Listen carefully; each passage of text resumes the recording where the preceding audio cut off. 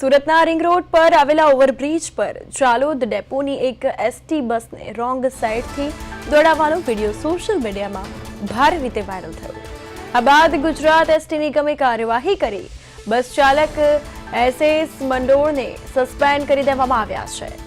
તો ડ્રાઈવરનું કહેવું છે કે મેટ્રોના કામ માટે બેરિકેડિંગના કારણે તેણે રોંગ સાઈડથી બસ હંકારી, પરંતુ આના કારણે અન્ય વાહન ચાલકોનો જીવ જોખમમાં મુકાયો હતો. આ સમગ્ર ઘટનાની ઊંડાણપૂર્વક તપાસ કરવા એસટી વિભાગે ઉચ્ચ અધિકારીઓને આદેશ આપ્યા છે. તો સુરત શહેરની આ ઘટના, રોંગ સાઈડ બસ ચલાવવા મામલે કાર્યવાહી, બસ ડ્રાઈવરને સસ્પેન્ડ કરવામાં આવ્યો છે. મેટ્રો દ્વારા બેરિકેડ મૂકતા બસ રોંગ સાઈડ હંકારી તેવું ડ્રાઈવરનું કહેવું છે. એસટી વિભાગ દ્વારા તપાસના આદેશ આપ્યા છે. તો આ ઘટનાની ઊંડાણપૂર્વક તપાસ કરવામાં આવશે. રોંગ સાઈડ બસ ચલાવવાના મામલે કાર્યવાહી, ડ્રાઈવરને સસ્પેન્ડ કરવામાં આવ્યો છે.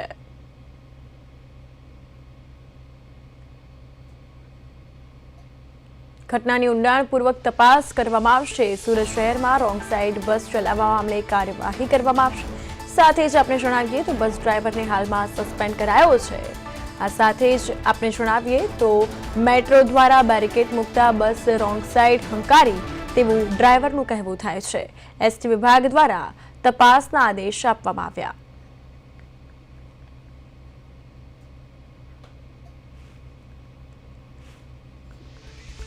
આ સાથે વધુ માહિતી માટે સુરતથી મારા સંવાદદાતા અરવિંદ ફોન લાઈન પર જોડાઈ ગયા છે.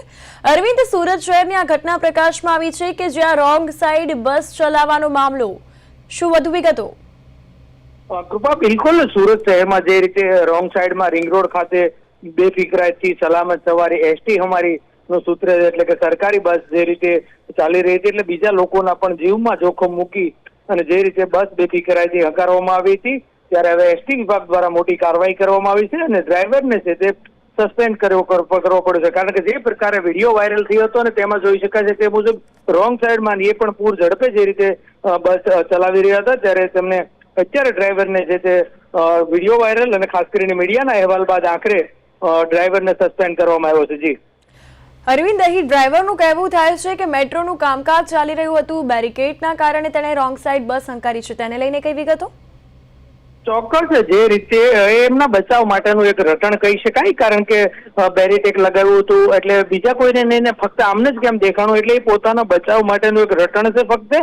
કારણ કે જે પ્રકારે ગંભીર એક્શન એટલે કે એસટી વિભાગ હરકતમાં આવ્યું અને જે પ્રકારે તેમને સસ્પેન્ડ કરવાની કાર્યવાહી કરી, ત્યારે તેમનું જે રટણ છે તે સામે આવ્યું કે બેરિકેડ લગાવવામાં આવ્યા હતા, પરંતુ બેરિકેડ લગાવ્યો હોય તો પણ આ રીતે પૂર ઝડપે ચલાવી કેટલું યોગ્ય, સૌથી મોટા પ્રશ્ન અહીં છે. અને કારણ કે જે પ્રકારે બસ પૂર ઝડપે જઈ રહી છે, બીજાના જીવને જોખમમાં મૂકી અને આ રીતે બસ હંકારી ત્યારે મોટી કાર્યવાહી કરી છે અને તેમને સસ્પેન્ડ કર્યો છે, પરંતુ સદભાગ્ય આમાં કોઈ સામેથી વાહનો નહોતા હતા, નહીં તો મોટો અકસ્માત પણ નોંધે તે પ્રકારની બેફિકરાઈથી બસ ચલાવવામાં આવી રહી હતી. જી બિલકુલ. આ ડ્રાઈવરનું નામ, તેને લઈને કઈ વિગતો સામે આવી છે?